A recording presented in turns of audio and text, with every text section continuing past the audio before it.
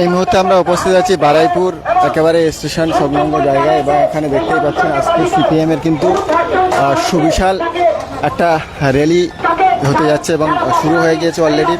এবং দেখতেই পাচ্ছেন কিন্তু একেবারে সিআরপিএফ থেকে শুরু করে সেন্ট্রাল ফোর্স থেকে শুরু করে কেন্দ্রীয় বাহিনী, তারা সকলে কিন্তু একেবারে মোতায়েন করা হয়েছে। এবং আপনারা সকলেই জানেন যে গত কয়েকদিন আগে বারুইপুরের যে নৃশংসভাবে একটি কন্যাকে নির্যাতন করে হত্যা করা হয়েছে, তারই প্রতিবাদে যে আন্দোলন করা হয়েছিল সর্বপ্রথম, সেটি করেছিলেন এই বারুইপুর পশ্চিম বিধানসভার সিপিআইএম প্রার্থী লাহেক আলী। সেই লাহেক আলীকে কিন্তু পুলিশ ডিটেন করে,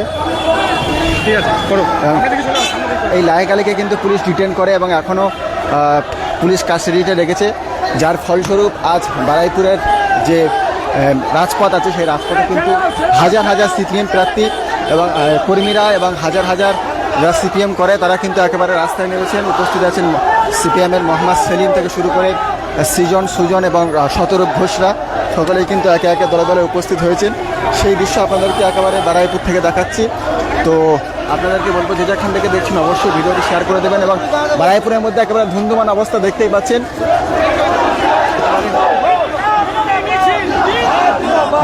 একেবারে উপস্থিত হয়েছেন মোহাম্মদ সেলিম থেকে শুরু করে সৃজন চক্রবর্তী এবং সৃজন থেকে শুরু করে এবং শতরূপ ঘোষও আছে, দেখতেই পাচ্ছেন উপস্থিত, একেবারে শতরূপ ঘোষও উপস্থিত আছেন।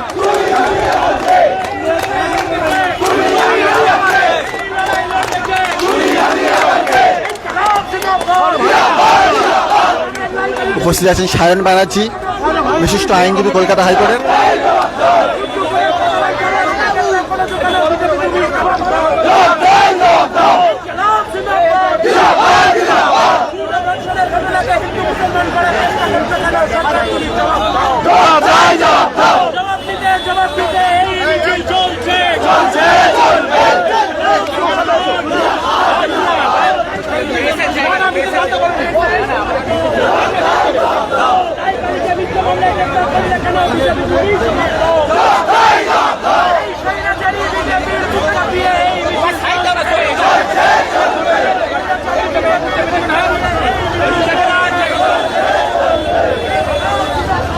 দেখতেই পাচ্ছেন একেবারে উপস্থিত হয়েছেন শতরূপ ঘোষ এবং কলকাতা হাইকোর্টের বিশিষ্ট আইনজীবী সায়ন ব্যানার্জি, তিনি কিন্তু লাহেক আলীর কেস লড়ছেন। সায়ন ব্যানার্জি উপস্থিত হয়েছে।